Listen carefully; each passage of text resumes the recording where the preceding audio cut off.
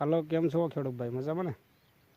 જો આ તલની સંપૂર્ણ માહિતી તમને આપીશ. કેમ કે ઝાડવાનો વિકાસ, ફાલનો વિકાસ અને બધાનો વિકાસ અને આ ઝાડ કેટલી હાઈટ છે અને ઝાડની એ તમને કહીશ. જો આપણે 3 થી 3.5 ફૂટનો ઝાડનો વિકાસ છે. અને આવા તલ ખેડૂત ભાઈ તમે ક્યાંય લગભગ નહીં જોયા હોય એવા તલ છે. આ બધું કુદરતીનો હાથમાં છે. આ બધું કુદરતી. તમારે સારું કરવું હોય ને તોય ન થાય. પણ આપણે તો 3 થી 3.5 ફૂટનો ઝાડ છે અને એનો વિકાસ છે. વિકાસના માટે આપણે આમાં કઈ દવા નાખી છે, કઈ ખાતર નાખ્યું છે, કઈ રીતે આને ટાઈમે પાયા છે, કઈ રીતે આને કારે આને પાણી મૂક્યું છે. આને આપણે 7 થી 8 દિવસ સિવાય નહીં પાવાના. 7 થી 8 દિવસ સિવાય નહીં પાવાના. અને બાકીનું પડવું છે મારે આમાં આપણામાં ડુંગળી હતી. ડુંગળી કાઢીને અમે આમાં તલ બનાવ્યા છે.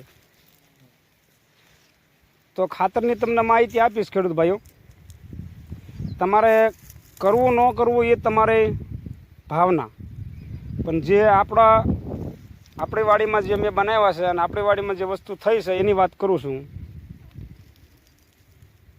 કે ખેડૂત જાગૃત થાવ, ખેડની વાહન જાગૃત થાવ. અને આ રીતે તમારે ઝાડવાનું વિકાસ કરવો હોય, ઝાડવું બનાવવું હોય તો 3 પાણ કાઢી નાખવાના. 3 પાણ કાઢી અને ચોથા પાણે આને મેં મેગઝીન સલ્ફર આપેલું છે. મેગઝીન સલ્ફર કેમ કે આપણા ગુજરાતની જમીનની માલિપા આપણે સલ્ફર તત્વો આ બધું ઘટતું હોય છે. એના માટે આપણે નાખવું પડે. તમને વિશ્વાસ જો ખેડૂત ભાઈઓ હોય તો તમારા આ કરવાથી સારામાં સારું ઉત્પાદન, સારામાં સારો ઉતારો.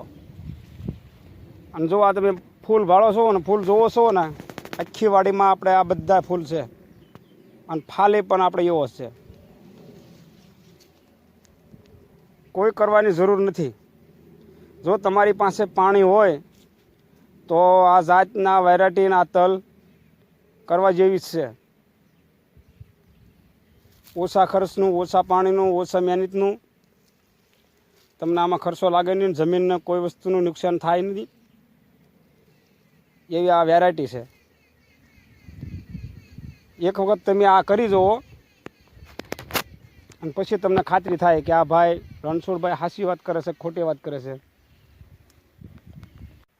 આપણે આમાં પાણની વાત કરીએ તો પાણ આપણામાં 7મું પાણ છે. 7 પાણ આપણે આ તલને પાયા છે. 7 પાણે આપણે આ 3.5 ફૂટની વેરાયટી થઈ ગઈ છે. તો આપણે આ તલની સંપૂર્ણ માહિતી આપશું અને આપતા રહીશું. મારું નામ રણછોડભાઈ પરમાર, જિલ્લો ભાવનગર, તાલુકો સિહોર. ખેડૂત ભાઈઓને અમારો વિડીયો જોવા ખૂબ ખૂબ આભાર, ખૂબ ખૂબ અભિનંદન તમને. જય માતાજી. આવતા વિડીયો મળશું ખેડૂત ભાઈઓ. અને આવા વિડીયો અમે મૂકતા રહીશું અને તમે જોતા રહેજો. અને કોકનું તમે જોશો તો તમને ખ્યાલ આવશે કે આપણે કઈ રીતે કરાય, કઈ રીતે મોલ કરવો, કઈ રીતે તલ વાવણી કરવી, કયા મહિને વાવણી કરવી, કયા મહિનામાં તલ બનાવવા. એ તમને હું આવતા વિડીયોમાં લોંગ વિડીયો બનાવી અને તમને વિડીયોમાં હું માહિતી પૂર્ણ આપીશ. જય ભારત, જય ગુજરાત. કે ખેડૂત જાગૃત થાવ, ખેડની વાહન જાગૃત થાવ. અને આ રીતે તમારે ઝાડવાનું વિકાસ કરવો હોય, ઝાડવું બનાવવું હોય